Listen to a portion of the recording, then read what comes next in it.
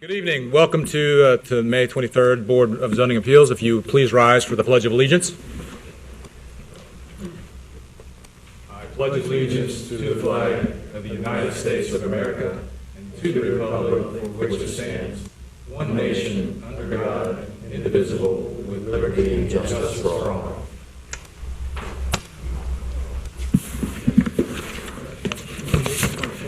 Is it the 25th? Excuse me. Today is 25th. 25th. So it says on the thing 23rd. So.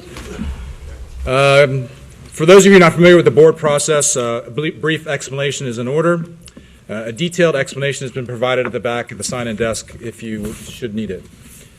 The sequence of events is to as follows. The appeals will be heard first, and then other business on the board will follow the hearings and the appeals. You're welcome to stay for the entire length of the meeting, but you're not obligated to do so. All who speak or testify before the board will be sworn in. This may be done either as a group or individually. Our meetings are recorded, so we ask that everyone addressing the board that you step to the speaker stand, provide your name and your address when giving your testimony. Anyone speaking may be cross-examined by an attorney. All documents presented for each case will be accepted by the board, and the chairman will rule whether the additional items being offered will be accepted or rejected. The persons presenting the said case may also withdraw their documents. Each case will be presented by a zoning staff member. Once the BZA staff presentation is complete, the appellant will have the opportunity to present their case. Following the appellant's presentation, the chairman will ask if anyone who opposed to the appeal to speak. Next, the board will motion to close the public portion of the hearing. Then the individual board members may ask anyone who has testified to return to the podium for additional questions. Following the board's questions, a motion and a second will be made by either the board to approve or deny the appeal. Finally, with respect to this process and with one another, it is paramount that we respect one another. The deliberations for each case are taken seriously by this board. Likewise, it is the expectation that the respect will be afforded to everyone regardless of the emotion that may be involved. No disruptive behavior will be tolerated. This extends to all who testify as well as members of the audience. Anyone being disruptive will be asked to leave the hearing room. I appreciate your attention. Need a roll call, please. Mr. Bartolt? Here. Mr. Martin? Here. Mr. Price? Here. Mr. Reininger? Here. Mr. Roberto? Present. All right, I'm going to ask if anyone that is going to be testifying this evening, if you would please stand and raise your right hand.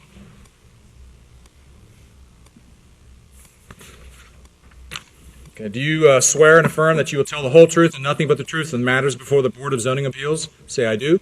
I do. Thank you. You may be seated.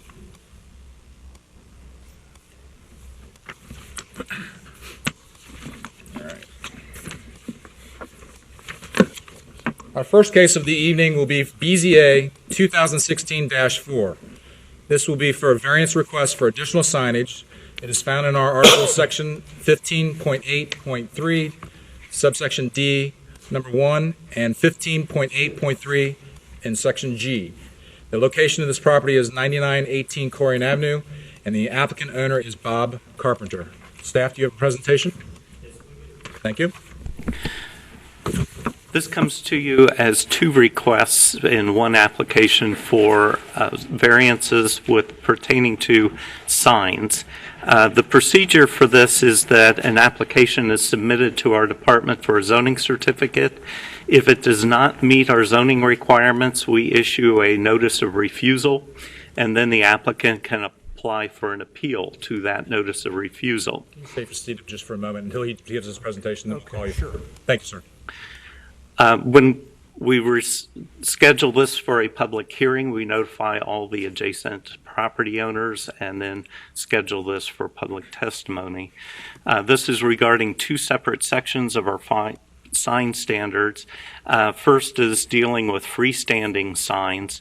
There is a provision that freestanding signs cannot exceed 15 feet in height, and the proposal was for a 25-foot tall sign. Also, for wall signs, there's a provision that wall signs are allowed at a ratio of 1 square foot for every lineal foot of frontage, but a building to have frontage or have signs on walls on multiple sides has to have 2 street frontages. And in this particular case, they only have 1 street frontage, and the application shows a sign on a non-street facing wall. So those are the 2 in question. The subject property is on Colerain Avenue, just north of Springdale Road. It was formerly a Kentucky Fried Chicken. The property or the building and the sign, freestanding sign, are approximately 38 years old. This is a photograph showing what it looked like when it was Kentucky Fried Chicken.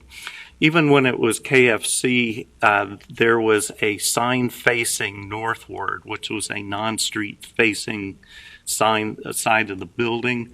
We did some checking at the history, and there's really no indication as to why there's no sign facing Colerain Avenue on the KFC, but only one facing north. And then also you can see that be the non-conforming freestanding sign, which is approximately 40 feet in height. This is an older photograph of the KFC.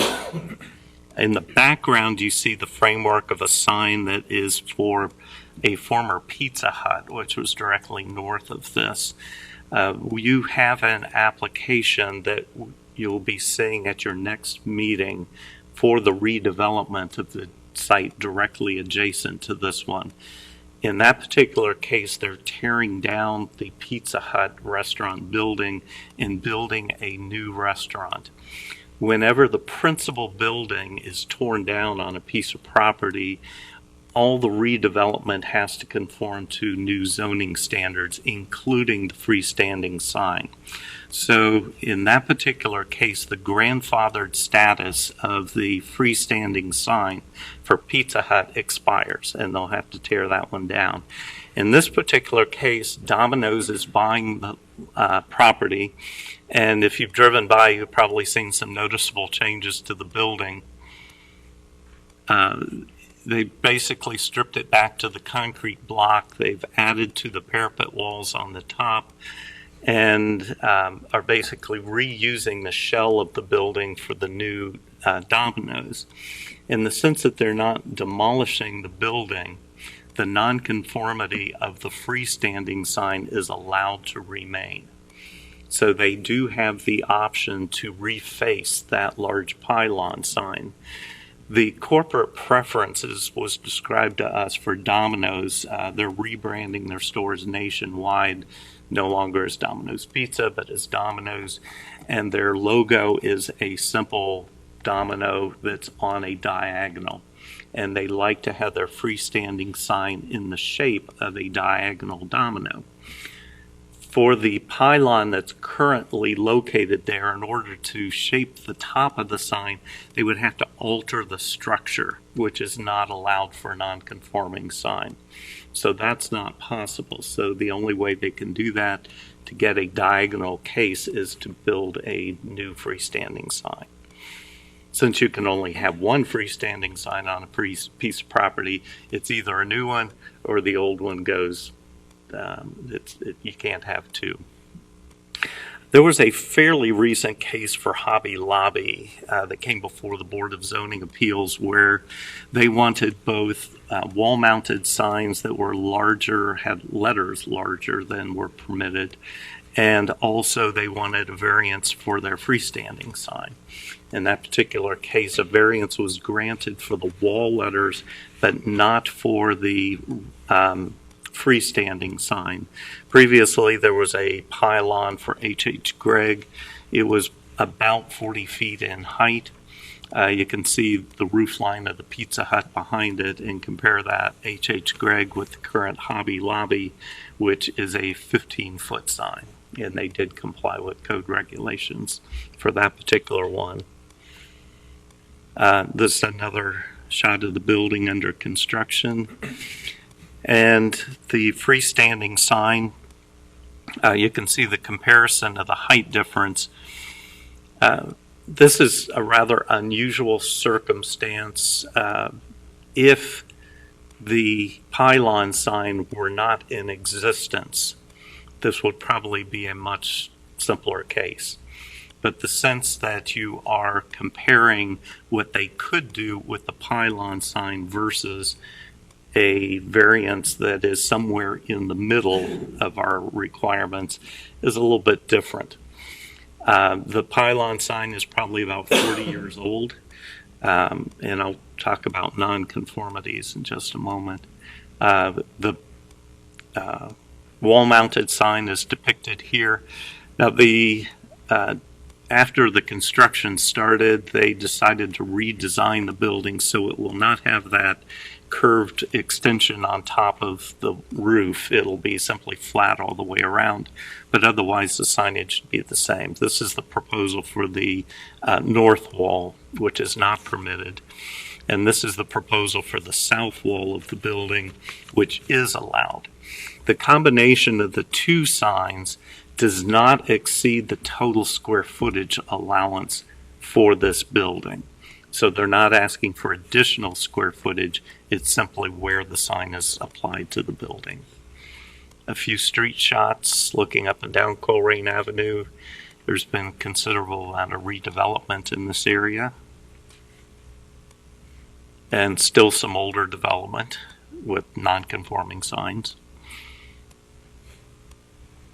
The key with nonconformities, this chapter has a lot of verbiage, but the key phrase is that for nonconformities, nevertheless, while it is the intent of the resolution that nonconforming uses be allowed to continue until removed, they should not be encouraged to survive. Therefore, nonconformities shall not be moved, extended, altered, etc. The idea is to try to get all new development to conform to the current standards wherever possible. This is two variances, so I'll take them separately in terms of the justifications. For the wall sign, it is a substantial variance request in that 14% of the wall sign is on an ineligible side of the building. Second, the property would be likely to yield a reasonable return without the variance.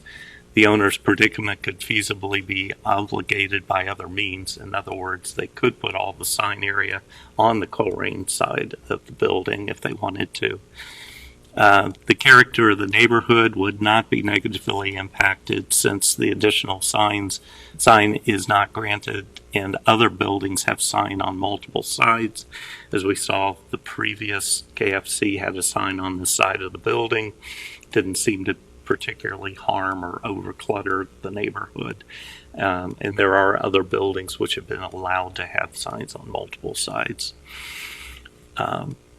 Taking into the consideration of the benefit to the applicant, if the variance is granted, is weighed against the detriment to the health, safety, and welfare of the neighborhood and broader community, staff finds that the proposed sign location is not contrary to established policy as long as the total area is not increased.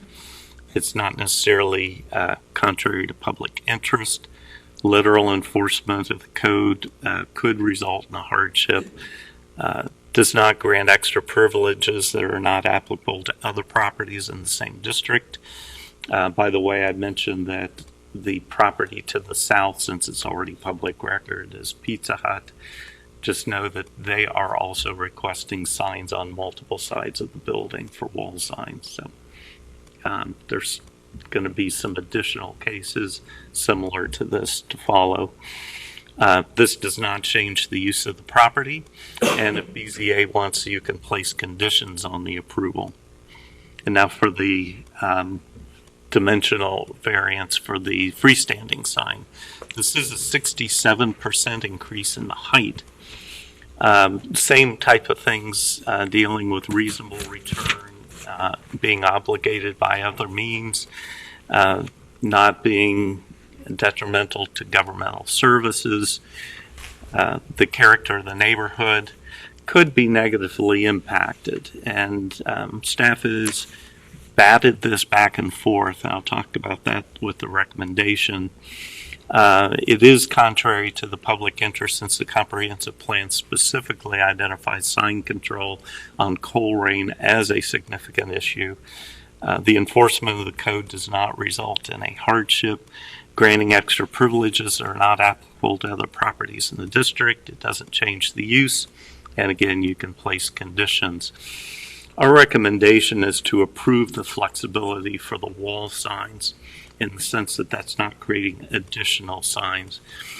And the tough one, I believe, is the request for the additional height on the freestanding sign. Again, the purpose of nonconformities is that when the current pylon sign comes down, that it's replaced with a 15-foot high sign. We don't know when that's going to be. That sign's about 38 years old. Life expectancy of a sign can vary significantly depending on the repair and maintenance. We're also looking at other businesses in the area and what they may conform to. Keep in mind that a variance is perpetual. If you set the height at 25 feet, no matter how our standards change in the future, they will always be entitled to 25 feet. Say in the future we decide our current 15-foot standard might be too tall. Maybe we'll ratchet that down to 10 feet. They still would be able to replace the sign every year if they wanted to into perpetuity with a 25-foot high sign. However, there is a great opportunity today to get rid of a 40-foot tall, somewhat monstrosity of a sign, and there's a clear benefit to that. That is why we have Board of Zoning Appeals to make decisions to weigh these kind of conflicting interests, because they're never black or white. But I just wanted to explain where we're coming from when we say denial of the application, but we do recognize that there is a significant benefit to granting it if we get rid of the tall sign. Are there any questions regarding this? No. Thank you. All right, is the applicant present? Would you like to come speak in favor of the application, please? And state your name and address, please. I'm Bob Carpenter, 9437 Harrison Avenue, Cleves, Ohio, 45002. And here in behalf of Domino's. Did you sign in today, Mr. Carpenter? I didn't see the sign. Okay, have you been sworn in? I have been sworn in. Yeah, I'll put your name on the sign-in list if that is all right. That's fine by me. I prepared this little bit for you. It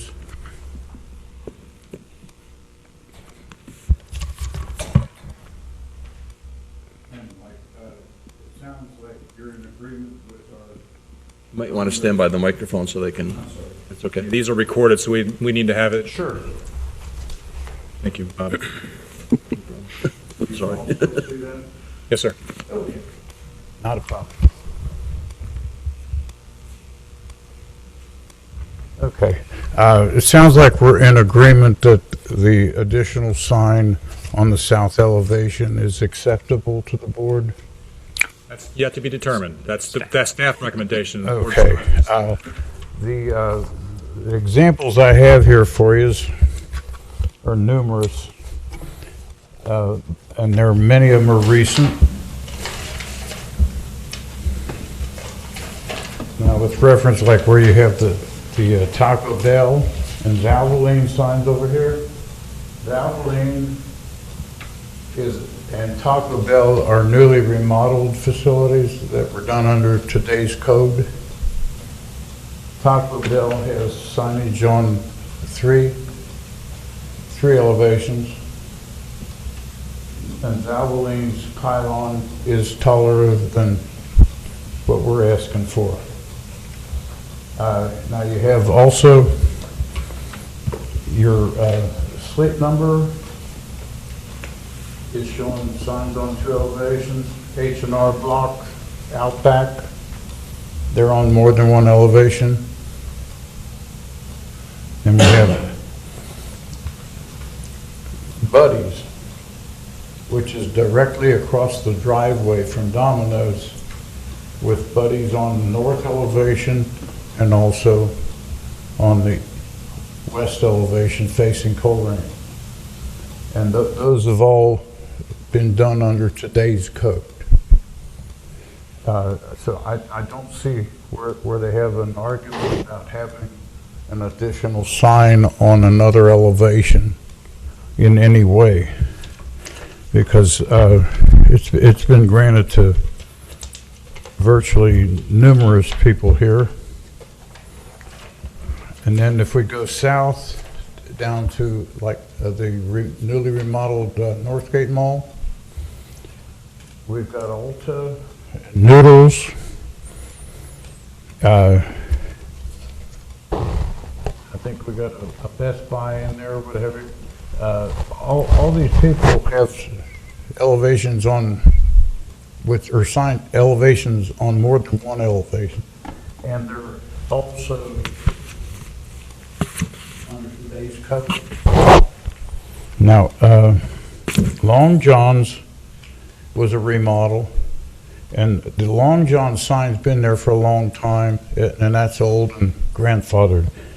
But the little fish logo inside of their building is new, and that's basically what Domino's is asking for, as far as it's just another logo. But their logo is identifying their entrance. It's not just another logo. Now, you've got Central Plaza is an old sign. And the Central Plaza right here is in between Buddy's and Domino's. It's taller, it's kind of blocking, etc. You've got Frisch's, Bob Evans, those are all old. But directly across the street, you have Stone Creek Plaza, which is new. And since the new code was in, it's taller than the 15 feet. So there's no real impact about the 15 feet. And like where we're coming down, we're kind of meeting in the middle. We're giving you like a 50% more conforming, non-conforming sign than you had before. And the look of it is great. The simplicity is good. And like just their basic design eliminates from people having to ask for additional square footage just to get their name across, because whoever come up with this idea did good. You instantly recognize it as Domino's. And it's just the pylon sign itself is coming down to virtually half what the 40-foot high sign is in square footage. It's close to half in the height. And I think it's a win-win situation for all concerned. I don't, with Valvoline's sign being like it is, that's a new sign. Stone Creek, they're both taller than what we're asking for. And we're not asking for excessive square footage. In fact, we could have more square footage. We don't need more. Just need an opportunity to be seen. Other than that, any questions? Yes, sir. Thank you. Anyone else to speak in favor of this appeal? I do have something else to say that has nothing to do with the signage.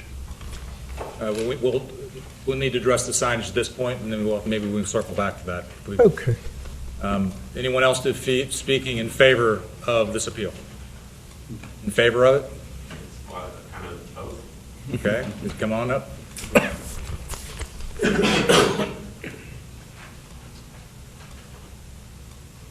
Hello, Matt Teetsort, 8448 Linus Drive.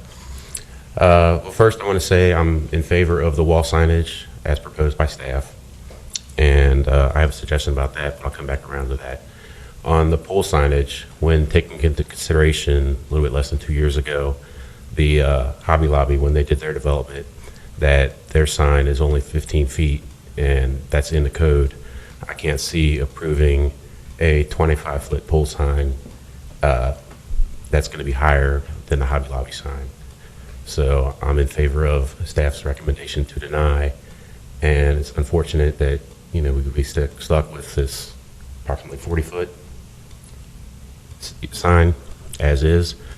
Having said that, I would highly encourage the applicant to consider, their pole sign at 15 feet.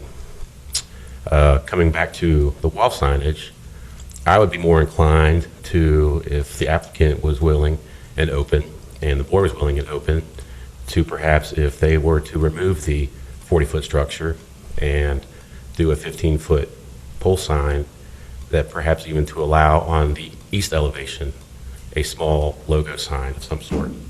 The benefit to the applicant would be customers that were leaving Soccer Village or the liquor store or Hobby Lobby would, instead of seeing a blank wall on that east elevation, they would automatically identify the building as Domino's, and that would give them a third sign, something to offer.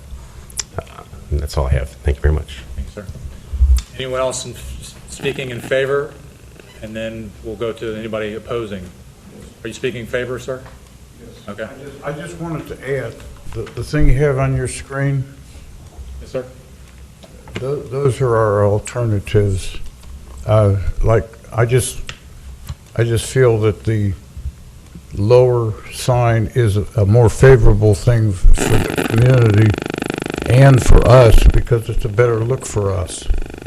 And I think it's a better look for you too, because those are the choices that I have for the client. And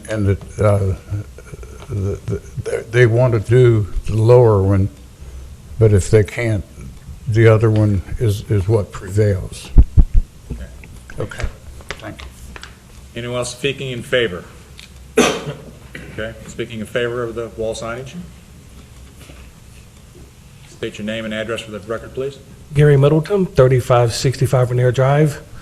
The Domino sign right here, where the tall one, I like it when it's eye level. You're driving down Colerain, you're trying to find out, okay, where's new Domino's if you're coming out of town with your family, and like, okay, where's this new Domino's at? I can't find it. With a sign like that, it's eye level, like Shell gas station. When everything's at eye level, you can see where they're at. When I would travel and I'm like looking for like a Pilot gas station, you can see the sign way off in the road, out in the distance. I think that's what they're trying to do here when you're coming off the expressway. That's the taller one's more appealing when you see it, when you're coming off 275, turning up towards Colerain. But if you're coming down southbound or northbound, and you're not paying attention to the upper sign, you already got the one, the 20, what is that, 15 feet right here, or is that 25? It's 25. 25? I think the 25 was more appealing than the taller sign. So I like the smaller sign better. It's at eye level, like Shell is. Because, before I'm like, okay, Shell, you could see the sign, but, at eye level, you can see the gas prices. And I like how Shell was redesigned. It's a lot easier to get in and out of. So I like the new sign right here. Thank you. Thanks, sir. Anyone else speaking in favor? Anyone speaking in opposition to the appeal? I'll move we close the public portion of the hearing. Motion's been made. Do we have a second? Second. A motion and a second is made. Please do a roll call vote, please. Mr. Bartolt? Yes. Mr. Price? Yes. Mr. Martin? Yes. Mr. Reininger? Mr. Roberto? Yes. All right. Board will be asking questions. Mr. Martin? Just a preliminary question, and then I've got a couple other questions, obviously, on the substance. 11.10.1, are we totally convinced that this is just a repair and maintenance and not an expansion of the non-conforming use? Because one of the requirements is, it says, provided that the footprint and height of the structure as it existed. Now, I thought I saw in one of those photos that they're actually changing the height of the building. Of the building, yes, they are. So how does that, doesn't that present a problem for the repair and maintenance, and isn't that an expansion then of the non-conforming use? We're applying that standard to the pylon sign, not necessarily the building. The building height is conforming. They are allowed to increase the height of the building. They are. Yes. I thought that they were tied together from what I read, that the building and the sign were tied together as non-conforming uses. That's not true? No. No, the They're stand height, separately as non-conforming uses? correct. Okay.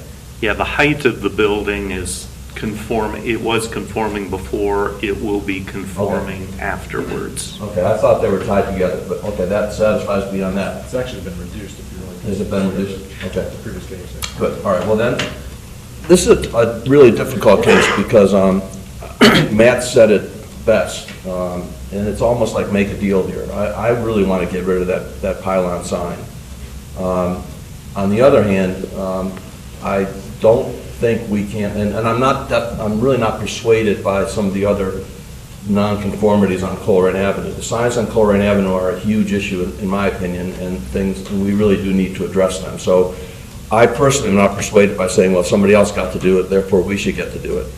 However, I am persuaded by the fact that I know we have to give something to get rid of that pylon sign. And I think the board, I would even be willing, for example, to go along with the suggestion that Matt made from the audience, and maybe even go one step further and say, because I drove by there tonight, maybe another sign on the north elevation, another small logo sign. So basically, 3 small logo signs on 3 sides, and then the big sign on Colerain Avenue. And even if we had to give a slight variance on the total square footage of those 4 signs, I'd be willing to do that to get rid of that pylon sign and keep the height of the freestanding sign at 15 feet. I went to Starbucks on the way here.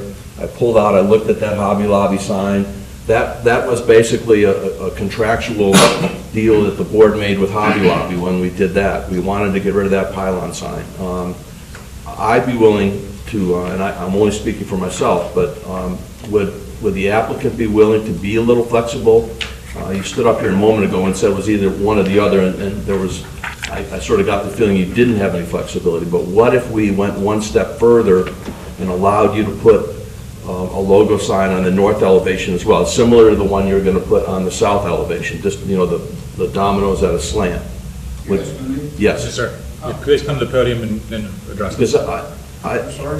I think you've got a great opportunity to negotiate with us a little bit here.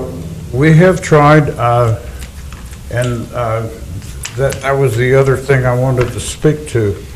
The customer was required by Township to redo the whole outside of the building. They were required to raise the overall height of the building. Add a door, decorative stone, repave and repair all concrete paving, et cetera, around the building. Right. Which they have readily complied to in every way. They could have probably bulldozed the building and built a new one easier and cheaper. But I spoke to the owners before I came to the meeting. They unfortunately couldn't be here. And I asked them about either or what if. They want one or the other on the sign. You know, I don't think that's terribly helpful, frankly, and you might want to suggest that you would be amenable to a tabling, because if it were me, I want to run this by the owners, because we're offering you basically 4 signs. I'm offering you the possibility. Sure. Not the board. I am offering you the possibility that I would vote to allow you to have 4 signs, 3 of them the small diagonal ones, in return for which you would limit the height of that to 15 feet and get rid of the pylon. You're right, the board has been very amenable to the suggestion that more than one elevation in certain circumstances is justified. Sure. But there is a give and take here, and I don't think it's helpful if the applicant takes an all or nothing approach. I That's just didn't. my opinion. No, like, we were trying to reduce the overall nonconformity by a considerable amount. We're taking basically 40 and 98, about 138 square feet, down to 50 square feet. Understood. The problem is we're going to be faced with this time and time and time again, because right as we already know, next month, I don't know if it's a new Pizza Hut, I don't know what's going in there, but No. sure as you know what, if we give it 25 feet to you, they're going to come in and say, hey, wait a minute, we didn't get 25 feet. And what do we say to Hobby Lobby, because we limited them to 15 feet? There is, remember, Well, Hobby Lobby, I don't see the bearing with Hobby Lobby to this particular thing. Why was Valvoline allowed to be 25? I was not on the board when that was, if and when that came to the board, I don't know. I don't know the history behind the Valvoline. Yeah. Hobby They- Lobby and yeah, Stone plan Creek district. were both done under the current code. The difference that you're seeing through some of these examples that you're providing is these were planned developments Right. that they negotiated as far as a huge, that whole area was planned, so the signage was part of that negotiation to put those businesses in there. You're, not to minimize you, but you're one business trying to get the same privileges that multiple businesses negotiated. No, just what other people had. Sure, and that's what's happened here in these instances, is these are planned developments that came in before the zoning commission, and they said, here's what we want, and they said, okay, here's what we're gonna let you have. Is Valvoline a planned It development? was part of that same property, yes, sir. See, when Northgate Mall is a whole separate entity, Oh, I understand. Everybody's a separate entity. but again, there's So a, like, who deals with what and?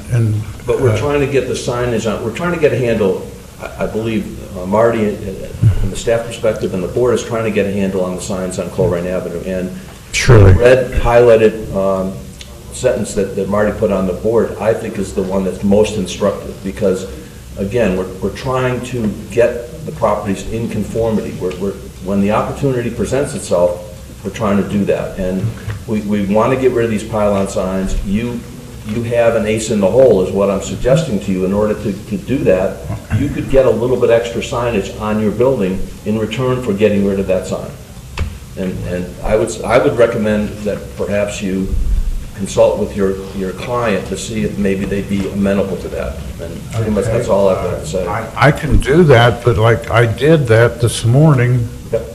and I said, if it comes down to either or, what is your wishes? And they say, we'll do the high rise. So be it. Okay. I'm sorry, I mean, that's what they told me. Well, but in addition to that, they didn't realize there might be a third option, which we're bringing up now. So I don't know, Can we afford him the amenity to make contact his, They didn't seek extra signage on the building. They kept their square footage within the contents, I understand that, but and like, they merely wanted to identify their entrance with the tile over the entrance. But with all due respect, we're offering, I'm proposing that the board might be inclined, I don't know if they will or not, but I'd be inclined to grant you something that we don't normally grant, which is the fourth sign. And if it's presented to your client in the sense that we're giving them something that nobody else gets in return for limiting that sign to 15 feet. Because truthfully, I like the sign. I think it's a very attractive sign. And I think it would enhance Colerain Avenue as opposed to detract from it. But at 25 feet, it's going to detract from it. So again, I think we're all saying the same thing. It might behoove you to do that. Okay, like, Can't force you. so what can I do? well, we could either ask for a continuance, and when I was going to ask the staff if he would be allowed to contact his representative Tonight. tonight. We table it, giving the opportunity to come back in yet this evening, so that you're not wasting another. I was just gonna say, they've already been put off and put off and put off. And that's what we're trying to avoid as well, sir. And So, I thought I had my cell phone, but it's in my car because I didn't want it to ring when we were talking. but what we're saying, sir, is if you're given the opportunity to contact your client and make this suggestion to him that they will bring their pylon sign, and this is, now I'm speaking for the whole board, but if they will bring their pylon sign down to the acceptable range of 15 feet, that we will then afford them more signage on their building on more sides. is what we're suggesting as an alternative before we vote on it, because if we vote on it, then it's done I deal. understand that, like, what you're proposing is one more sign? I Oh, we're think proposing two more signs, basically. actually, you could do all four sides is what we're kind of saying, with the Domino logo, put all the sides with it, as long as we get the pylon, Yep. with the exception of rains. If I'm speaking out of turn, guys, please. No, I think that's exactly right. You've got something to bargain with us with, and I think we're amenable to that, but we, Okay. in order- I don't know if I can reach them, but like, I do have a personal cell phone, I can go out to my car and try. You got something else to do? Yeah, in the what we next will one? do is we'll table this and go to the next case. Okay, And then I'll do An that. opportunity to come back, is that all right? Because like, I'm telling you what they told me, but like, I'll give them an opportunity to speak on that. All right, do we need to make a motion to table this until the next case? I'll second that. All right, we've got a motion and a second. Roll call, please. Mr. Martin? Yes. Mr. Bartolt? Yes. Mr. Price? Yes. Mr. Reininger? Mr. Roberto? Yes. Yeah, if you will please contact your representative, and then we'll get you the next case. Very good. Leave this here, take it out. Nothing more than I'll probably take it down because there's another presentation. My only concern with this is that we've advertised this as a variance request for, was it 10-something square feet on the south side of the building. And generally, you are not allowed to grant variances in excess of what has been requested. That's basically a whole new variance.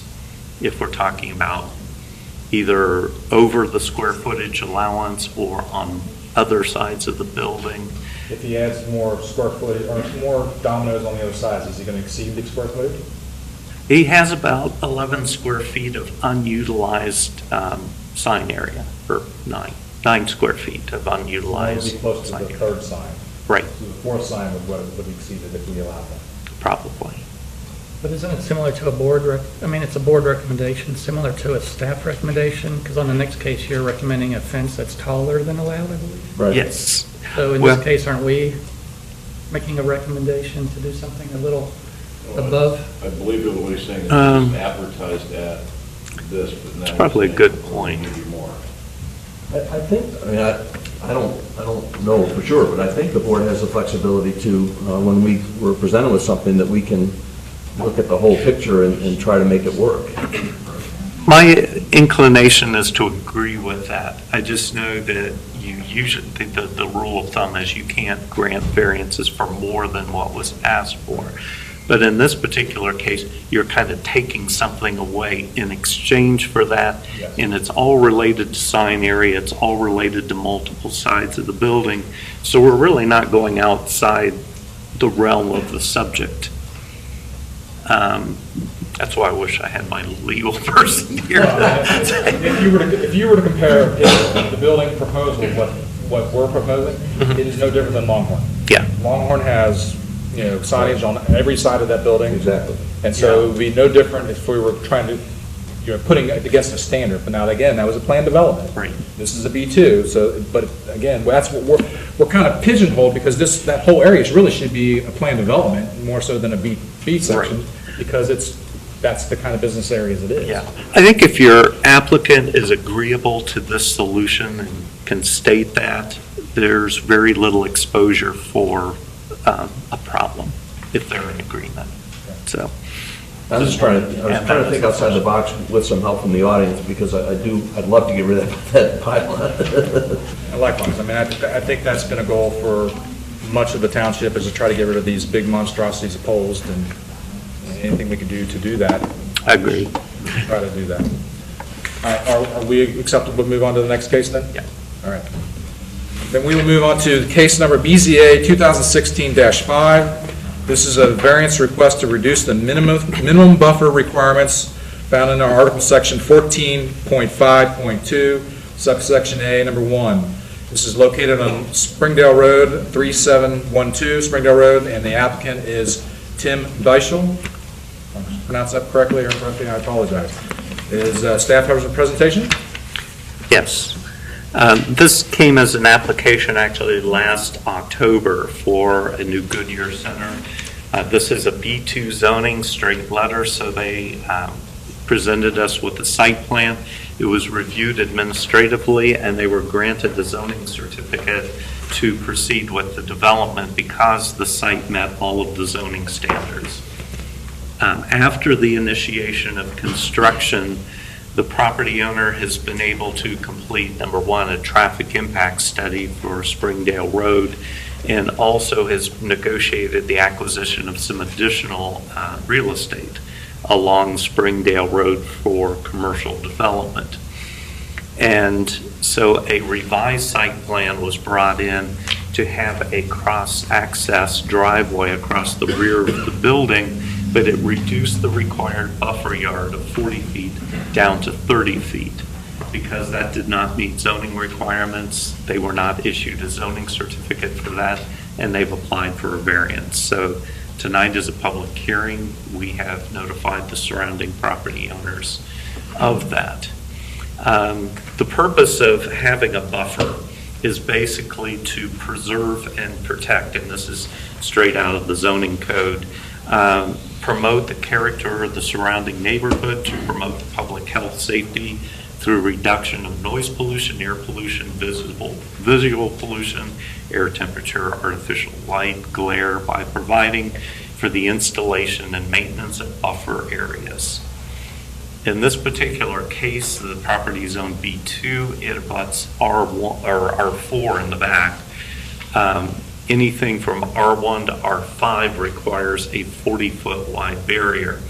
And that barrier has to include, and there's a multiple choice, and what they've chosen to do is a 6-foot high fence and to plant evergreen trees and other trees and shrubs. And there's a specification for that. I did find interesting, I was reading through, what the different buffer yard requirements, and there is a matrix that, depending on the intensity of the use as compared to the adjacent use, the width of that barrier increases or decreases. If this were residential to office, they would be required a narrower buffer area. If it were adjacent to industrial, it's a much wider buffer area. Then we have things like mineral extraction landfill that require very large buffers. Not very large, but up to 500 feet.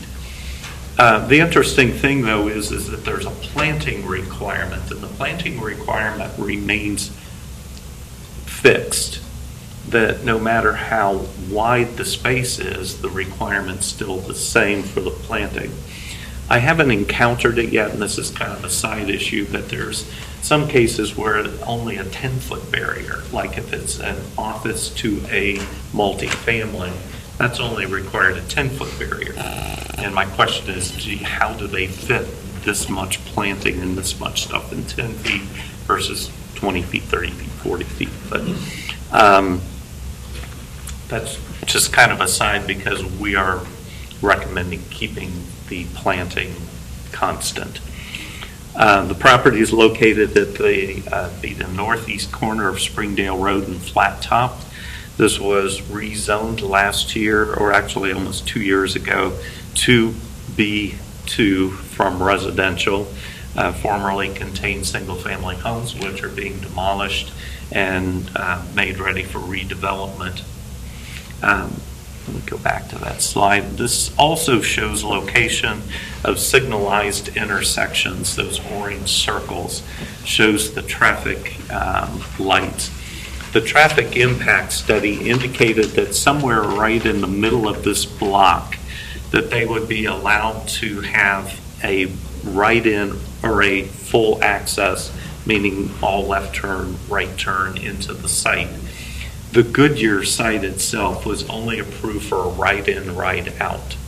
So people leaving that site, if you want to go east on Springdale Road, they have to exit the rear onto Flat Top Drive and then go to the traffic light and make their left at the traffic light rather than out of the site itself.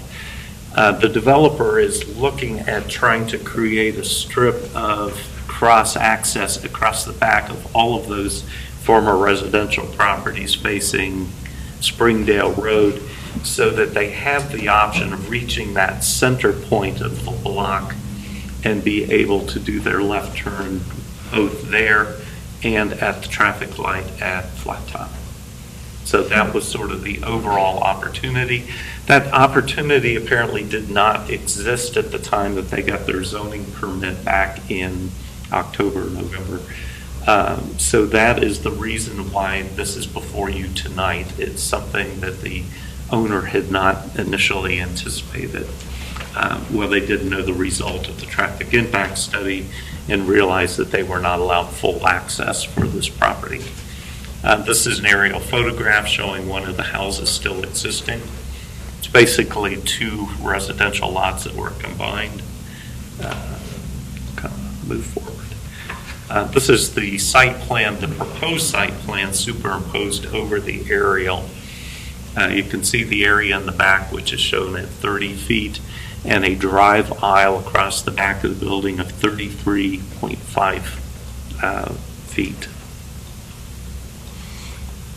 This is a copy of the existing approved plan showing the 40-foot buffer. The red line that I put on there is the approximate location of where the proposed buffer would be, and the proposal is to move the parking up to that red line. It shows 3 large trees, but out in the field I just saw 2 mature existing trees that are being retained as part of this landscape plan. But this landscape plan did meet our planting requirements.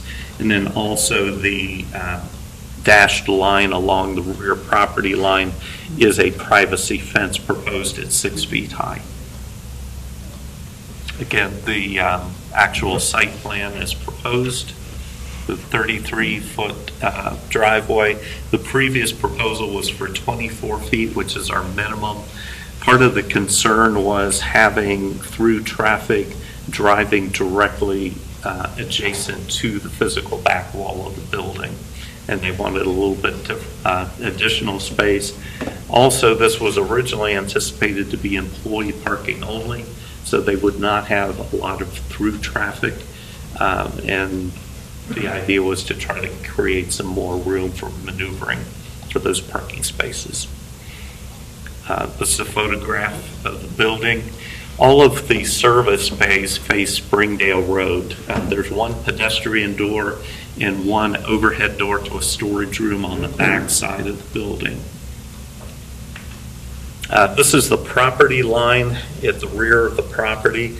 The chain link fence is the actual, or close to the actual property line. I'm not sure if it's dead on the property line. The property owner to the rear constructed a vinyl privacy fence that set in from their property line a ways. And you can see also the mature trees that are being protected and preserved as part of the buffer strip. The reduction of the buffer strip would not affect those trees.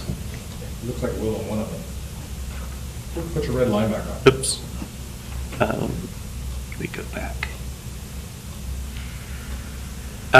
Let me go back to the landscape plan. Yeah, if you look at, there's a little inlet there, there's an X on one of the trees, that says it's an existing 30-foot tree, and that's within that tree line. For some reason, I'm not finding my existing trees on Right this. here. Ah. That's existing. There's one that was removed.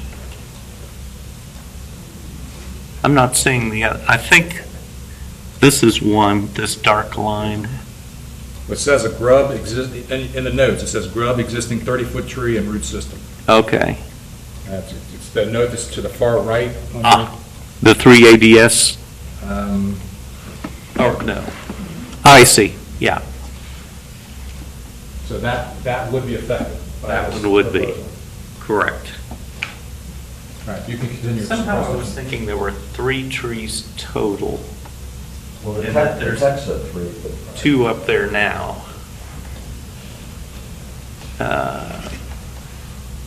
So that one that is farther forward is the one that you're saying might be the grub. Hopefully, we'll get a clarification on that. Okay. But that's a good point. This shows those trees as well, and the back wall of the building. This is a view of the adjacent property owner's backyard facing the building. As you can see, most of the building is a blank wall. The original plan for the parking lot in the back had pole lights that were down, lights like with the box shields. The photometrics on that indicated that it was zero light at the property boundary. If this variance is granted, they're going to have to actually resubmit new landscape plans, new photometrics, new everything else. Just to let you know, they would not be granted any variances regarding light, landscaping requirements, all those other things, because that was not a part of this request. In terms of the recommendation and justification, this is a substantial request. It's a 25% reduction of the buffer yard. The property in question would likely yield a reasonable return without the variance. The owner's predicament could feasibly be obviated by other means. The variance would not adversely affect the delivery of governmental services. Character of the neighborhood would not negatively be impacted if additional measures are taken to enhance the buffering by taking into consideration the benefit to the applicant, the variance, versus the detriment to health, welfare of the neighborhood and broader community. Staff finds that there is a benefit to allowing for the shared access driveway for the adjacent properties. This is not contrary to the public interest. Literal enforcement code could result in a hardship. Not granting extra privileges that are not applicable to other properties in the same district, and also cannot change the land use of the property.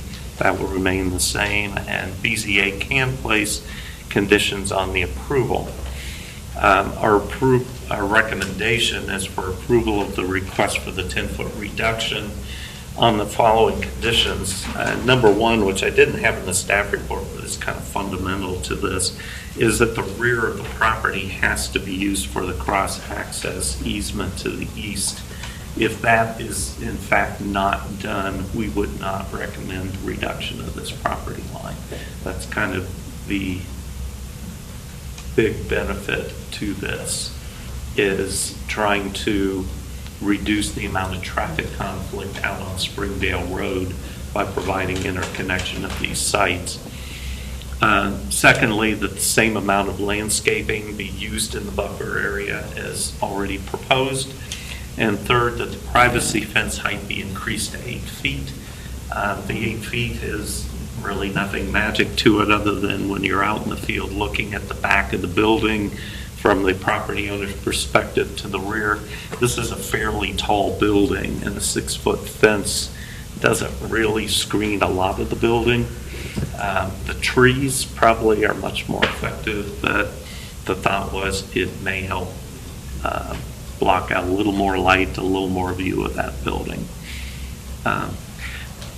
The overall objective is that there is a legitimate purpose for a 40-foot wide buffer. Our code requires a 40-foot wide buffer for, I think, very good reason. If that is reduced, it would be good that whatever the reduced width is, provide the same amount of screening and value to the adjacent property owner as would a 40-foot buffer. Any questions on that? I will for the applicant, but not for you. Thank you. Okay. All right. Is the applicant present? Yes. Please state your name and address for the record, please. Yes, I'm Craig Abercrombie. I'm with Abercrombie Associates. Our address is 3377 Compton Road. I'm actually the preparer of the application, as usual. Tim Beischel behind me is the actual applicant.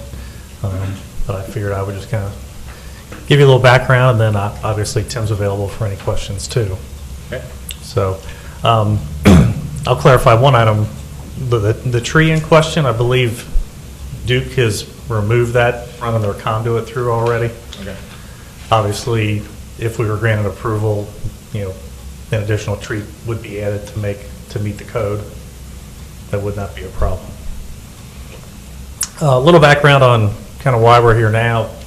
When we originally did the site plan for Goodyear, Mr. Beischel did not have all the properties to the east under contract yet.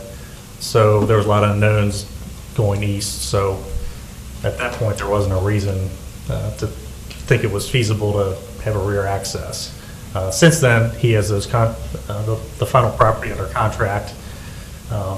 When that occurred early this year, we sat down with the Hamilton County Engineer's Office to look at the best way to handle traffic on this site, and that was approved in March.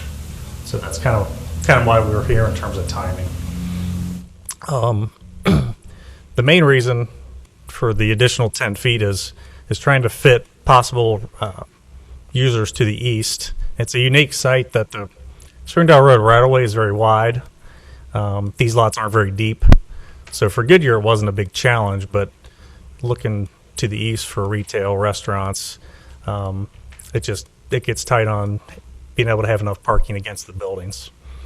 So, the 10 feet's important from that aspect.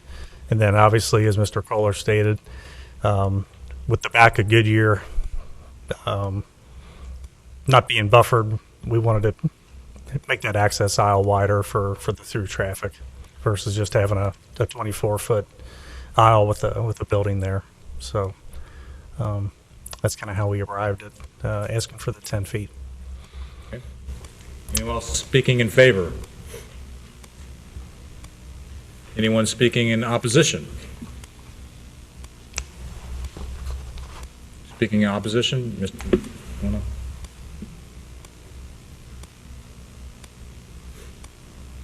State your name and address for the record, please. My name is Bernie Fiedleday and I live in Colerain Township.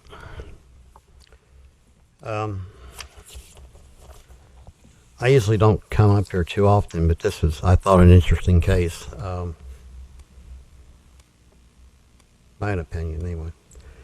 I guess first thing I'm asking, why are we here? Why are we here?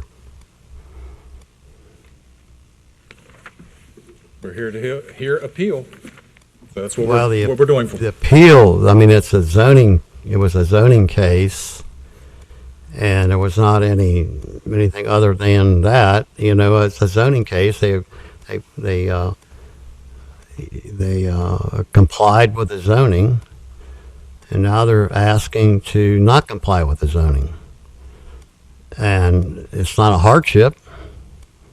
I don't believe they're asking for that. I don't believe. Nobody, the zoning director didn't make a mistake. So what is the reason we're here?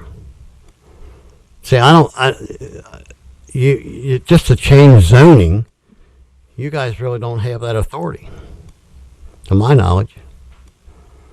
That has to go before the zoning commission. You don't have this authority to just change zoning.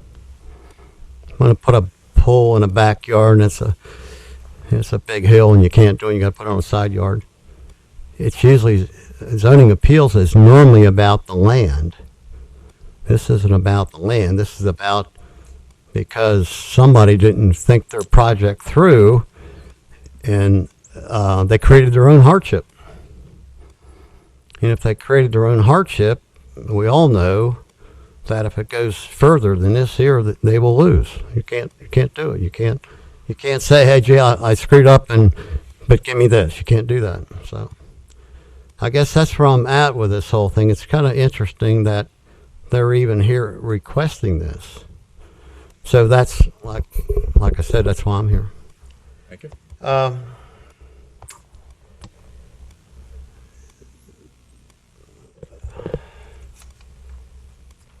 When was the appeal submitted? The date? Looks like it is dated, Excuse me? I'm looking for the date, hold on. April 14th. April 14th. What is it? April the 14th. according to That's this. just a month ago, thereabouts. Yes, sir. So, but the whole thing was granted 6 months ago. So all of a sudden, there's revelation that came that, gee, we got to do this. That's what it appears. So they are really kind of like rolling the dice. They're expecting the residents to put up with what they're trying to attempt to do, and you guys also. So they're running by the seat and their nose, but there's a responsibility. You just can't create your own hardship, and you all know that, correct? Okay.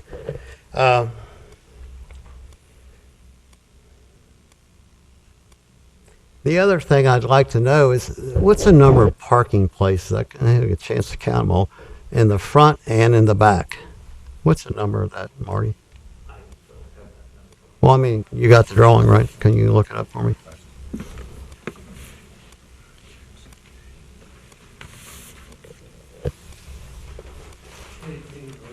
Excuse me? 18 front and back, or 20, what's the front? 20 in the back, 21 in the front. 21 in the front, and how many in the back? 20, Excuse me? 20 and 21. So 41 spaces total.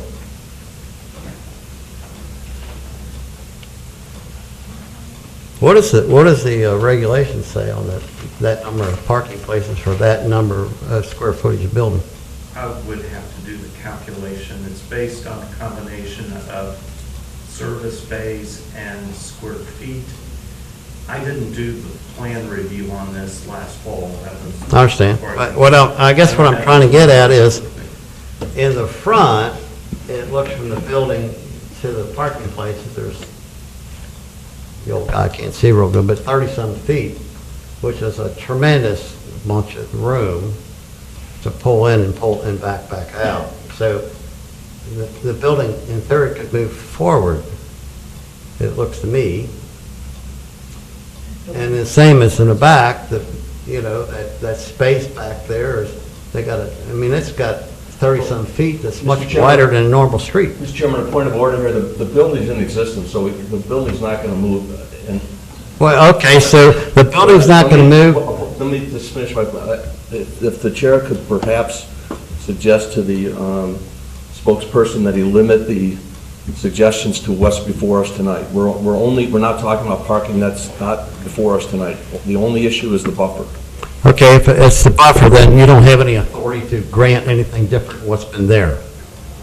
Now, if you want to get right down to it, sir, you don't have that authority. It's a variance. You don't have and it's a hardship. It's not anything like that. Legally, you cannot do that, sir. But at this point, we haven't made that decision.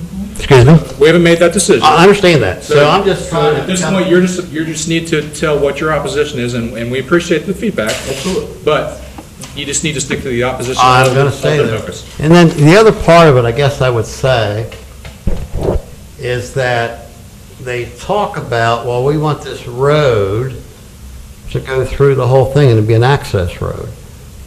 But nobody knows if that's a true story or not, if that will ever come to pass. So, I mean, how would you do that?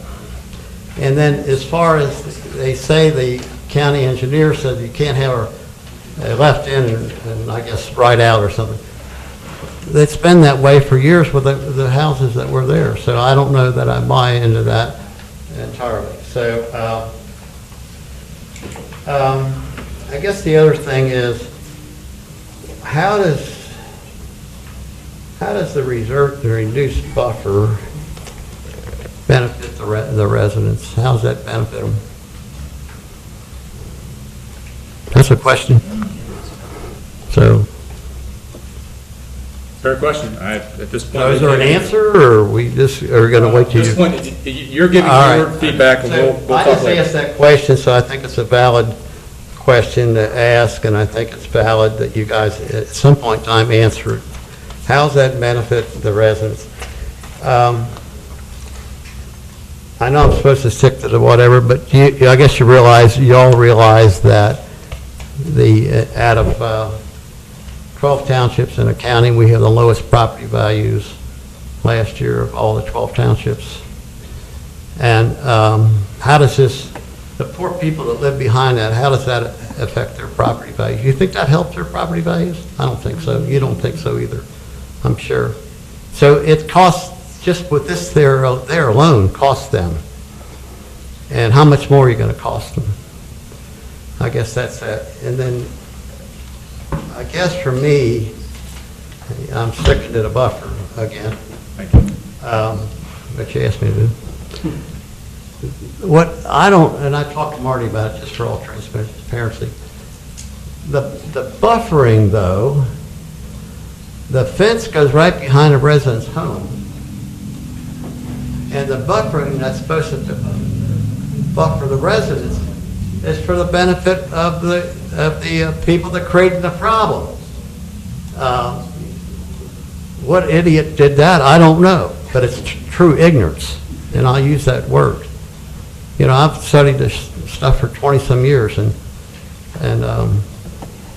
it's just wrong. So I don't know, whatever you may do if you end up making a deal, but that needs to get split around. So thank you for your time. Thank you, sir. Anyone else speaking in opposition?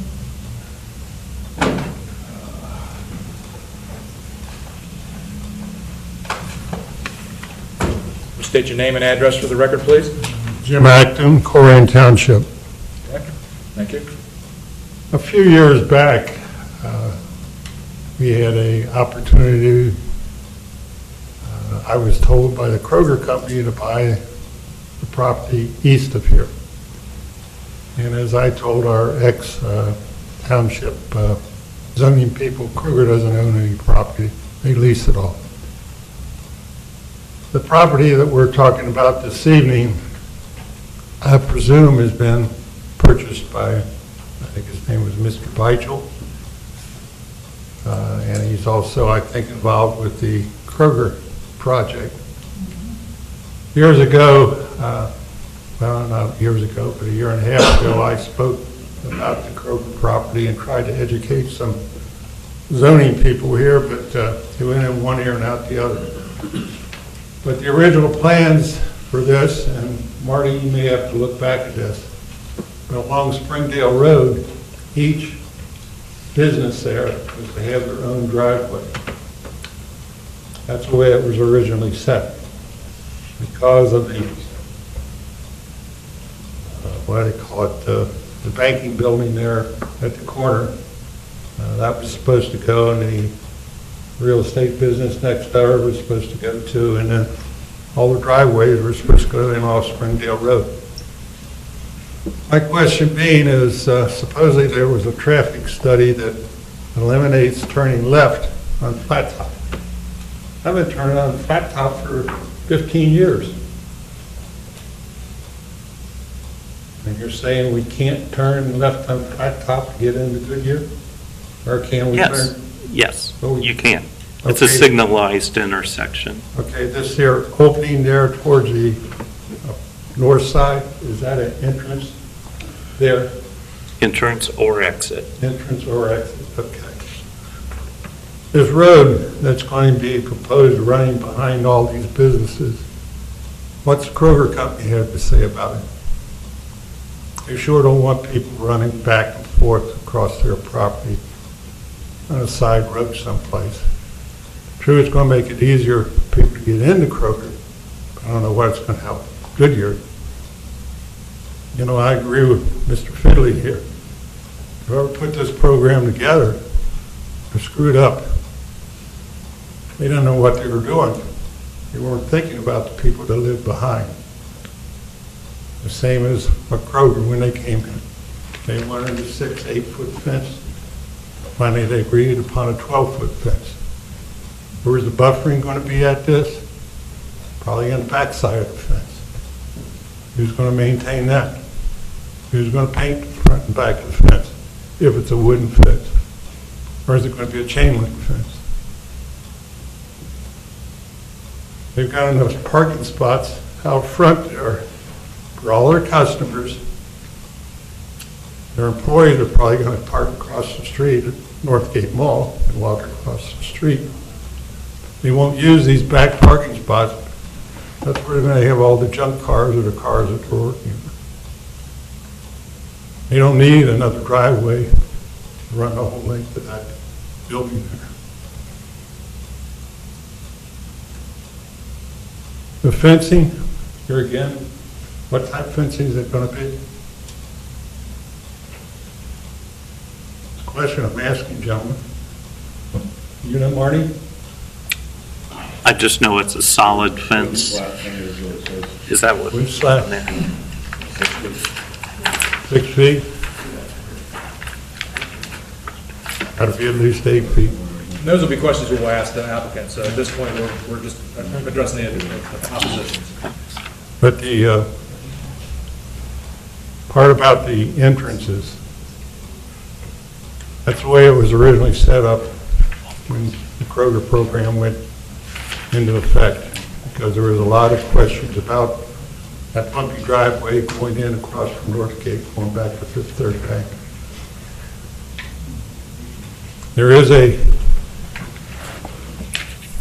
driveway all the way across behind Goodyear now. From what I can see, that's a storage area for Goodyear. Sometimes you can get through, sometimes you can't. We're going to have the same problem here. There's parking spots there, or there was going to be for employees. So that's fine. But if it's going to be for cars that have to be worked upon, I don't think you would want them in your backyard. Guys out there working on the cars, revving them up and everything else. Just some suggestions, recommendations. I'm not in favor of it. I think it's a bad deal. The original plans where you're going to pull off Springdale Road to get into your parking lot or your business. Now all of a sudden somebody wants to put a road, access road across the back, run from Flat Top all the way to Kroger's property. Gentlemen, I think you better talk to the Kroger company about that before you agree upon this. Thank you. Thank you, sir. Anyone else speaking in opposition? I move we close the public portion of the hearing. We have a motion. Do we have a second? I'll second. We have a motion and a second. Roll call vote, please. Mr. Bartolt. Yes. Mr. Martin. Yes. Mr. Price. Yes. Mr. Reininger. Mr. Roberto. Yes. All right. Questions? We'll start with Mr. Martin. First of all, let me echo what the chair said. We love it when people come to speak to us, especially Bernie, because Bernie's got a lot of expertise. It's ironic, the last time Bernie was here, I think I remember saying the same thing to him. I couldn't disagree more with the way you said it, but I agree with the result you got to. And that was what I was trying to do, was to try to get some order into this, because I think the points you raise are right on.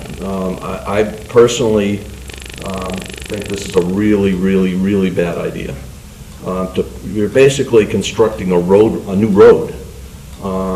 And I don't see how it's going to be anything other than a continuation of the mess that exists at the current Kroger, where people jot through. I don't know who designed that parking lot over there, but it reminds me of the situation where everyone darts behind Kroger and the ham place, and they cut through to Panera. It's basically an extension of Colerain Avenue. It's a bad deal.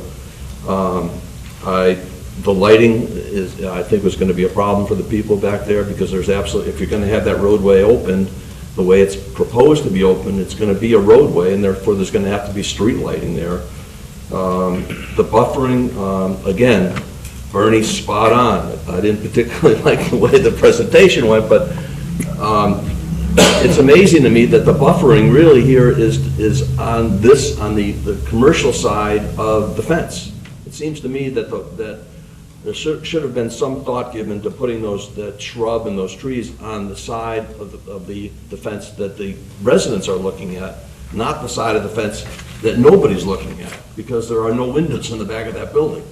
So I'm not sure what the purpose of all that shrubbery is going to serve, because you're not going to be able to see it from the residences. And I don't know if it's too late to change that, but in the future, I would hope that we would look at the buffering being on the side of the fence that's most beneficial to the neighbors, not most beneficial to the commercial operation. The traffic noise, you're going to have people using that as a shortcut at all hours of the day and night, so it's going to increase the traffic noise for those neighbors back there. Yeah, everyone bought into this development. Everyone, presumably, they had an opportunity to speak, those neighbors back there. It got through the zoning commission. It got all the approvals they needed. The plan got approved with the 40-foot buffer. I see, and I've heard, nothing that persuades me to reduce that buffer. So I would be an adamant no to this. That's pretty much all I have. Mr. Bard. Well, I guess one question would be, it would be nice to know what is the master plan for the rest of the property. It's hard to say this is good or bad without, I mean, we got to use our imagination, I guess, unless you have a plan. You know, on the one that's called existing approved plan, it's cut off down at the bottom. So what was the original intent for getting into this property? It'd be a right in, right out. Only? Yeah. Same as current. Same as current. So same as the current? I mean, same as the proposed? Yes. But they can get out on a flat top, though. Yeah, Correct. There's a drive to flat top. So without seeing the future buildings, well, so we're saying that can't change. It's strictly per Hamilton County, that's right in, right out only? No? That's a county road, so the Hamilton County engineer has jurisdiction over all curb cuts. Okay. Well, I was just thinking, if the future other buildings are also rectilinear and just continue where those houses were, why couldn't people just go in, you know, turn in there if you're heading west on Springdale? You go in and you stay in the front of the buildings, and there might be parking in the back for employees or whatever, so. I mean, as far as the buffering, the landscaping, that was all approved by the zoning. So I would assume it has to be on the Goodyear site because you can't put trees on somebody else's property. Right.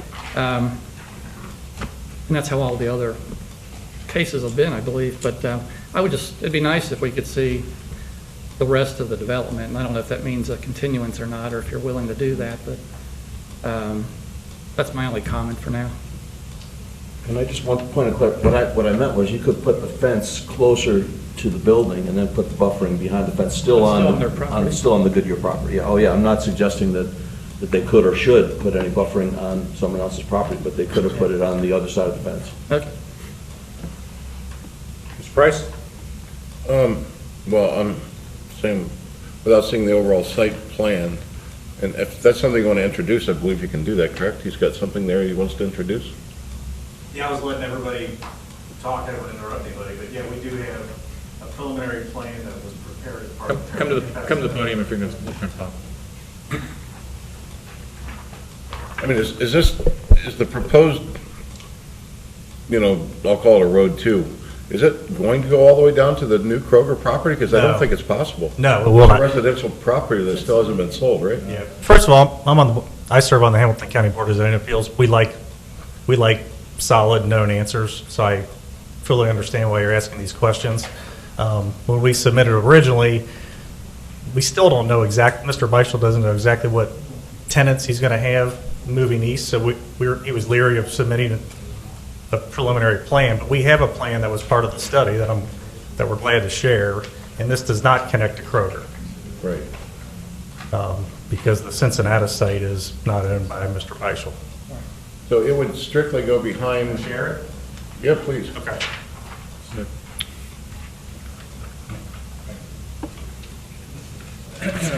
make a note that I've accepted documentation showing the intent of the development of the property adjacent to the current property.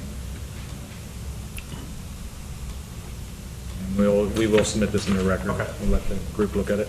So this would basically just go behind, for the properties that haven't been built yet and are proposed, coming along hopefully at some point in life. Right. It's basically going to be this exact same type of format of a plan, just moving eastward. Generally correct. So would there at some point be a final stop where they would now build a road out to Springdale? No. Okay. It's only for, would really be three, pretty sure it's going to be 3 sites total, Goodyear and 2 more. And I want to clarify one more item from earlier. Hamilton County Engineer, when we submitted Goodyear last year as a standalone site, they approved the full access onto Springdale at the time. But now, it would be a right in, right out, and then a full access to the east. And we use the same traffic engineer that did the Kroger project. So there's no intent to connect to Kroger. Gentlemen, Tim, you have any more questions based upon what you now have? Yeah, actually, instead of putting the road in the back like you're proposing, is it not just possible to continue it in the front? Well, it's tough because he's looking at possible drive-through type restaurant buildings. So you need those. So you've got drive-through traffic and through traffic. Okay, that's all I have. Thank you. It's a tight fit. Can we do it without the variance? I'm not going to lie, you can. It just makes the site tighter and loses parking. I was just going to say, but that's kind of the issue at hand. It's like, well, we might do it, or we might have a drive-through, or we might have a... Sure, I fully understand. And that's part of why I advised against submitting a preliminary plan for sites that just weren't known yet. So when is the Goodyear going to open? I think it's July. June. So obviously all your paving and stuff is done, and I was just thinking if you were to, you're going to have to come through zoning for the future work, I'm assuming, future buildings. Correct. In a perfect world, we could submit Goodyear and the future buildings together, but Goodyear's on a timeline to be, finished. Right. And the other site wasn't known yet, so not the perfect order of sequence. Do you have more questions now that you've seen that?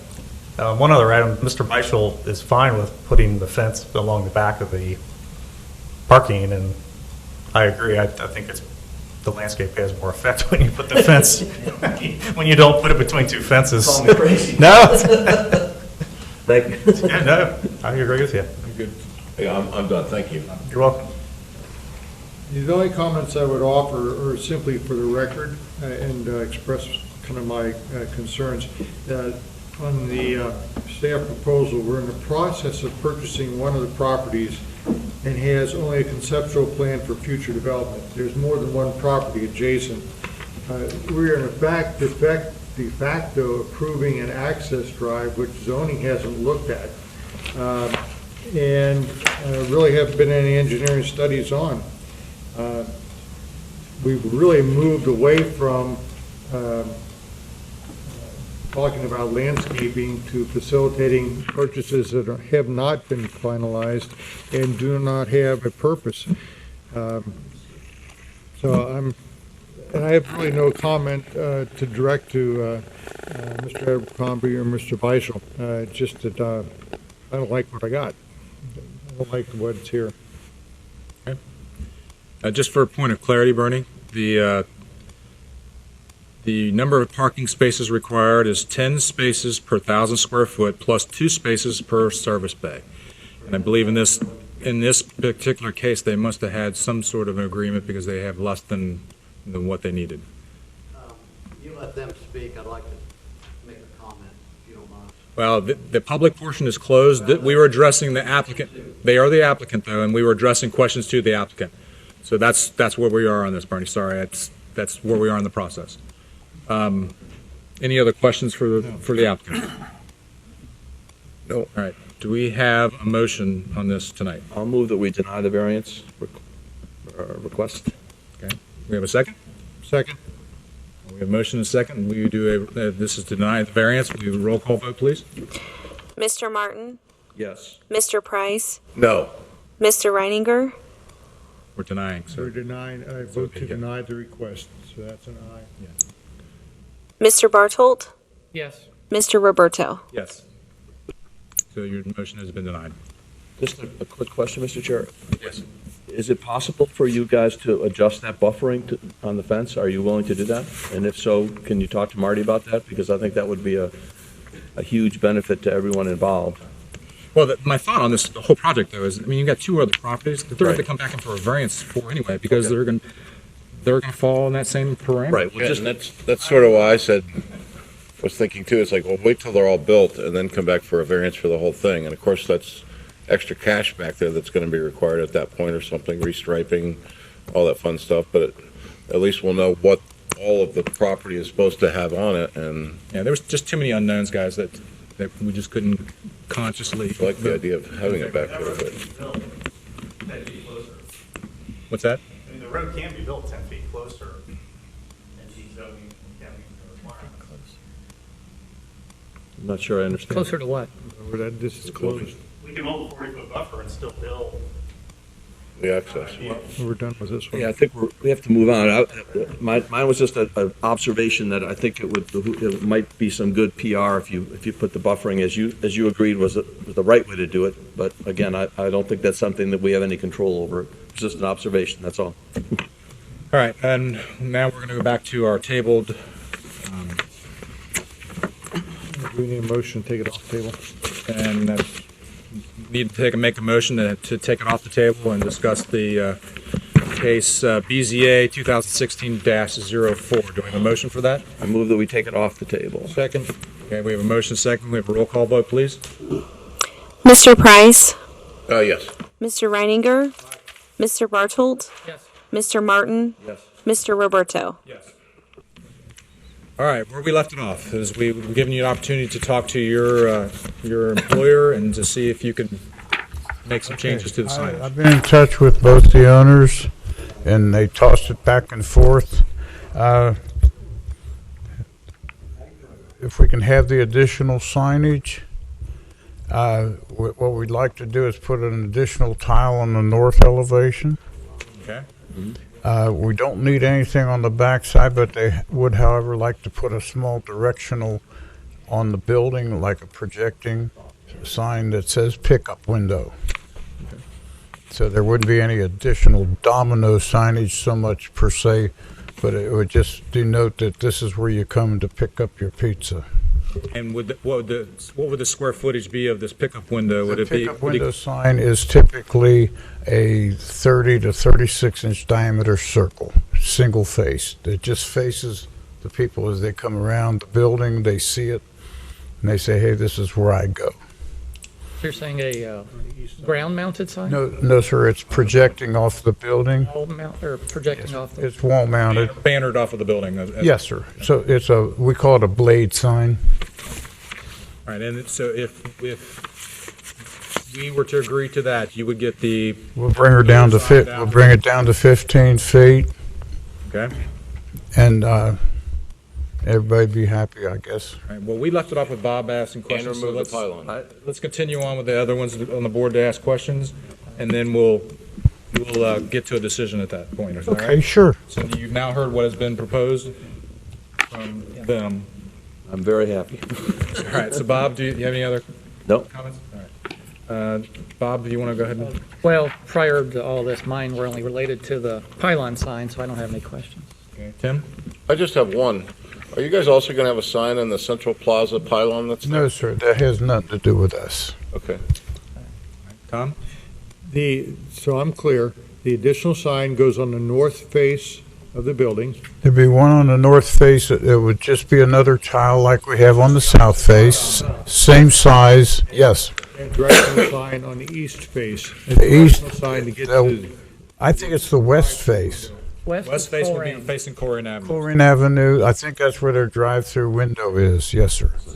So the blade would be sticking out on the west side. Yes, but it'll only be visible by people coming through the parking lot because it's single-faced. and there's nothing on the back side of the No, building. sir. And then the south side is this, correct? True, so north and south South would side be is the identical. one where we were asking for the variance to put the entry sign, yes, the tile. Just for point of clarification, walk-in entrance is on the south side of this building? Yes. If you want to walk in, it's on the south If you side. wanted to walk in, you'd go in from the south end of the building. And the parking for this building is on the Colerain Avenue side and the south side. If you want to park, you're on the Colerain Avenue side or the south side, correct? You have the Colerain Avenue side, and you have, there's some, I think, to the north end of the building and the south end of the building. Like, if we had the plot plan, I don't know if you have that in your graphic package here or not. We do. Okay. It shows a footprint of the building. The reason, I just have one, the reason I thought the building and the sign were connected is that sentence, Marty, that says, it should be noted the signs are considered to be accessory use, which is subordinate to the restaurant as the permitted use. And then it says, as long as the restaurant building remains intact, the non-conforming sign structures are permitted to remain. That's where I got the feeling that they were connected, but they're not.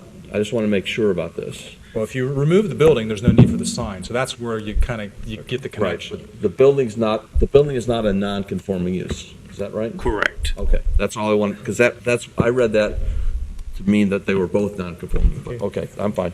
No other questions, Mr. Chair? All right. I'll move that we, I had one more. Bob had another question. I was just curious, per 15.610, it says no signs allowed in the right-of-way. Are we sure this new pylon's not in the right-of-way? Yeah, the existing sign is not in the right-of-way. If they are replacing it with the 10-foot sign, it would have to be at least 10 feet back from the sidewalk, which is the right-of-way. So we're good on the right-of-way. Yeah. The question I have is we probably need to clarify square footage here. Yes, sir. They're about 8 feet, or roughly 8.5 feet under their current allowance. He's proposing another 10 square feet, so that puts him 2 square feet over with the one flat mounted on the back of the building. Blade type signs that project from the building are actually not allowed under our zoning. Okay. They can do additional if you wanted, you could grant an additional variance for more square footage, but a blade style would be actually another variance because it's technically not a wall-mounted sign at that point. The blade sign is wall mounted. It's not flat mounted to the wall. Oh, exactly. It's not flush mounted. Right. Exactly. Yes. I mean, this is just what they were asking for to make this package complete. let me ask you, when we look at like Burger King and some of the other restaurants, they all have pickup window signs, and I don't think we've ever counted that, have we? for the Yeah, square their footage? menu boards are exempt, basically. We don't even count those in sign area. But I don't remember ever counting like the pickup. I know that Burger King has a pickup. Most directionals aren't counted in your sign area. Yeah, I would not count that as sign area, but I would question the mechanism for how it's done. I guess, what would be between a menu sign and this sign then? Menu signs typically are freestanding signs. They're considered instructional in nature. Which is even worse, though. Yeah, but they literally could put one of these out in the middle of the parking lot in addition to the 15-foot we were talking about. Mm-hmm. So I think we're getting a good deal here. I agree with the concept. Do you know how far this would project out from the building? It's a 30-inch circle. It would project maybe 32 inches. Is it right at the? I gotta pickup have a window? Is it bracket at the to pickup window? Is it at the corner of the building or at the pickup window? It's typically right over the window, so that when they come around the corner, they can see that this is where they're going. Under the ground? it's not a lit sign. Like it's a just metal sign? It's lit, yes. Oh, it's lit. And it says pickup? It says pickup window. And where does this sign actually project to? Onto the building, onto the ground? No, it's Off of the projecting as in- building, over the window, says, here's where you're going. It's projecting out from the building, not actually projecting a light. Right, okay. It's basically a directional. Is it illuminated Yes, sir. internally? Only on one side, yes, LED. This would be on the Colerain Avenue side of the Yes, sir. building? Stick out above the window. You can imagine A&W roof. And it would be visible to people going south in the parking lot. Right. Yeah, the pickup window is on the photograph where, I believe where this is boarded is the pickup window. Yeah, that would be where the old. Yeah, one was. it's right in that vicinity, yes, sir. That to get rid of it. The building looks like a bombed-out thing from World War II right now. Yeah, so the drive-through, you're gonna enter from the north side, circle around along the west side, and that's where the pickup window is gonna be on the. Yes, sir. Yeah, there's two directionals that put people back to there and get them directed around the building. So once they come around the building, they see this is where they have to pull to. You guys make, any more discussion? No. Any recommendations? How do we? I would move that we, are you ready for a motion? I am, if everyone's ready. I move that we accept the proposal that they will build they'll limit the freestanding sign to 15 feet. They'll be given the diagonal dominoes on the south side of the building and on the north side of the building. Mm-hmm. That the sign that they proposed earlier would be the one that would be on Colerain Avenue, facing Colerain Avenue, and that they be allowed a variance to install this blade-type sign with the dimensions as suggested by the applicant. No, we need to clarify that. Okay, what was it, Let's 30? put a specific dimension. 30-inch? 32. 30-inch sign. 30-inch diameter circle. I can email drawings tomorrow. 30-inch diameter, no larger than that. Yes, sir. That's what I want on the record, is that we no larger than 30-inch diameter on the blade. That's my motion. And illuminated. And And it will be illuminated. That's my motion. All right, so we have a motion for the 15-foot pylon sign, 2 additional dominoes, one on the north, one on the south, a no larger than a 30-inch illuminated blade to be on the west side of the building. Do we have a second to that motion? I'll second that. And a removal of the existing pylon. The Removal, existing yes. pylon will be eliminated. Yes. So, So I'll motion and second, roll call vote, please. Well, just one, Okay. I just want to make sure the record reflects the fact that I am voting in favor of this, and I want to make sure that for a precedent-setting standpoint, that I'm doing this because you are getting rid of the pylon, so that if another applicant comes in and questions why we allowed 3 signs, basically 3 frontage signs, and this blade sign, I'm recommending that because of the fact that you're getting rid of the pylon. So that's Getting rid of a 40-foot pylon. exactly. So I want to make sure the record reflects that fact from a precedent standpoint. It's a trade-off. Exactly. Yes. That point of discussion, any other discussion? All right, roll call vote, please. Mr. Bartold? Yes. Mr. Martin? Yes. Mr. Price? Yes. Mr. Reininger? Mr. Roberto? Yes. Thank you, sir. We appreciate Thank your you all. time and going the extra effort for it tonight. One other question, are the poles that are in existence, they're in a legal setback, or I could just use one of them? Marty, that's, You can use it if it meets all the setback requirements. 10 foot back from the sidewalk? Correct. Okay. Or from the right-of-way, which is normally the back of sidewalk. We'd Back of the find sidewalk. that. I can check that out. One of those two will fit that. thank you, sir. We appreciate your time tonight. Good working with you. Can I just make one point, Mr. Chairman? This is a perfect example of where input from the audience was very helpful because Matt's suggestion really, Matt and Gary both. yes, yes, Matt and Gary both. Basically, I think that gave impetus to some of these ideas. So that's why we wish there were more people here to hear these things. I go to a lot of these meetings. You've been very fair. Well, thank you very much. Thanks, sir. You've been fair, too. Have a good evening. You too.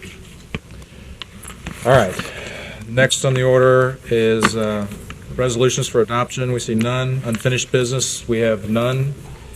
Our approval of minutes for the March 23rd meeting. Everyone had a chance to review that? Move that we approve them as submitted. I did note there was an error in the name of the church. Church name should be Friendship Baptist Church, and that was the only error that I noted. Because you go to that church, that's why you know that. That's why I knew it. That would be the only change that I would make, and after that, we can approve it. Did we get a second? I second that. Okay, so we got a motion to approve the notes with the change to Friendship Baptist Church with a second. All in favor? Aye. Aye. Aye. Aye. All right, so we so moved. Our next meeting will be June the 22nd. Do we have something scheduled? Yes, we do. All right. Do we have anything from administrative matters? Just a report on that next meeting. We do have 3 applications that are all now public record. One's a major addition to Skaten Place down on Lina. That involves about 15 variances they're requesting. Just 15. Just to prepare you. Tim Hortons, which is the redevelopment of Pizza Hut, there's 4 variances involved with that. I think maybe 5. Another donut place, that's. And Metro Parks is looking for a temporary storage. They need an extension on the time for that. Okay. So those are our 3 cases. It's always the easy ones that are hard ones. I'll say that then. Exactly. This makes up for your 2 months off. All right, well, very good. Is any other discussion? We have a motion for adjournment? I'll move, we adjourn. All right, we've got a motion, second. Roll call vote?